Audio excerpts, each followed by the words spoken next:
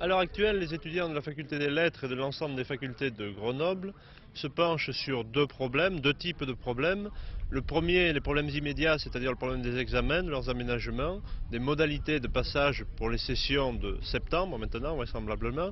D'autre part, des problèmes à plus long terme, l'organisation de la faculté, sa réorganisation dans un sens de démocratisation de l'enseignement, l'étude de ce que pourraient être les nouvelles modes de gestion de la faculté, des nouvelles méthodes pédagogiques. Il est clair que ces problèmes ne concernent à l'heure actuelle que l'université et elles sont débattues au niveau des amphithéâtres. Mais il est clair aussi que les étudiants, par rapport à l'ensemble du mouvement qui se déroule à l'heure actuelle en France, sont tout à fait conscients que l'université que nous cherchons à mettre en place ne pourra être réellement efficace et être réellement démocratique que dans un cadre économique qui n'est pas celui que nous propose le régime actuel. En conséquence de quoi,